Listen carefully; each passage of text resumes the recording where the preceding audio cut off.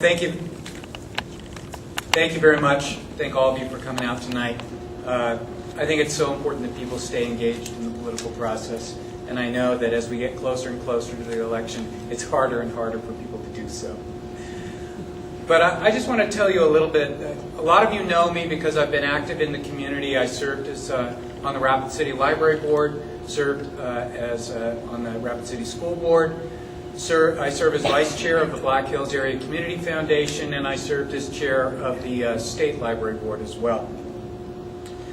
In that capacity on the State Library Board, I was appointed by Governor Rounds and worked closely with Secretary Melmer and the Department of Education to draft a new strategic plan for the State Library, and worked hard to see that plan implemented, even though my fellow Democrats actually opposed me on it. So I do believe that I can work across the aisle, and that's an important thing for me. But I want to talk a little bit about my experience in business and in the economy tonight. I have a PhD in American economic history, and I have kind of a strange business that I've been doing for about 20 plus years now. Companies from across the United States and even in Canada hire me to write histories of their companies. And that's given me the opportunity to look at and study industries ranging from financial services to construction to telecommunications and banking. And it's also given me a lot of time to think about what it is that makes for successful businesses and successful regional economies. One of the things that if I'm elected I want to focus on is how we create economic development in this state, and particularly in Rapid City, and how we grow it. I think for too long in our state we've focused on selling our labor force as the cheapest commodity that we have, when instead what we should be focusing on is growing businesses and growing profits here that will provide high-value jobs and really grow the prosperity of our community. You know, I want to pick up on something that Jeff said, because I really believe that in this election, more than in this time, the old tired labels of conservative and liberal are really wearing thin. As we watch a Republican administration essentially socialize the losses of Wall Street, it's tough to sort of really look at where people's principles really are. And so as Jeff said, it's really important to know what people believe in. And I want to tell you just where I've landed after 25 years of looking at business and looking at the economy. In some ways, I'm almost further right than most Republicans, because I really do believe in markets, and I believe that markets need to be allowed to fail. Companies need to be allowed to fail. That is one of the ways in which we produce prosperity. And I think that's an important discipline. I also believe in local control and in entrepreneurship. And I think that if we let local ideas work, I've seen this on the school board, for example. The state has moved much too quickly to start to mandate programs and mandate standards and mandate ways of doing things, and I think it takes the innovation out of the system. Our district has been tremendously innovative, and yet too often, when the state sees that we do something well, they come in and try and take control of it, and in the process, mess up what we're doing. But I also believe very strongly in the role of government. And I think in this whole liberal versus conservative discussion, we've too often just said that government is the bad guy. And that's not what history shows. History shows that government can, at many times, be the source of our common prosperity in terms of building roads, building common elements for all of our community. And so with my time up, I'd be happy to talk about this more later, but really I ask for your vote and thank you very much. Good evening. Thank you all for coming tonight.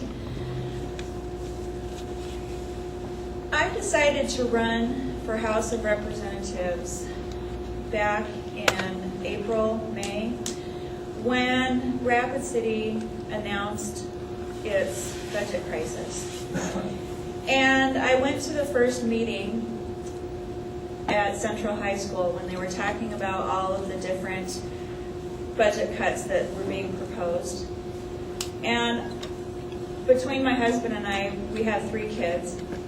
They participate in the music program. I play in the symphony with Curtis's daughter, Ginny. My son is also a string player, but he plays hockey, and I'm an appreciator of sports. I was an athlete also, as well as a musician. We we sat there in the theater and listened to program after program, not just music, but library program, counselors, security, and I left so incensed because I'm tired of going to meetings and listening to essential programs in jeopardy, listening to stories about this program's going to be cut, this program's going to be cut. And I understand the frustration that parents have about our local school board and the administration. I share that frustration, but I know that the problem is deeper than that. I know that the priorities in Pierre are not where they should be. So when I started my race, my focus was on education. My focus has always been on children. I have spent a lifetime being an advocate for children and youth. I spent 10 years in children and youth ministry at my church. But as the campaign has gone on, as with everything else, things change. And if you don't believe that, just think about how events over the last couple of weeks have gone. Think about the economy.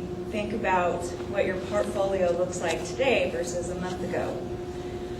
So even though I'm not as focused on education as perhaps I was in May, my focus is still on children. I'm still very concerned about what the future holds in the coming months and in the coming years for the children in South Dakota. How are parents going to come up with tuition for their kids? We have a senior this year who's going off to college next year. We're thinking about student loans. Are they going to be as available as they were a couple months ago? We don't know. It's time to change our priorities in Pierre. The priorities need to shift. We have got to put people in front of politics. We have got to put our children ahead of special interests. We have got to put the taxpayers ahead of corporate interests. We've got to put the people first. And that's why I'm running. And when I'm in Pierre, that's what I will do.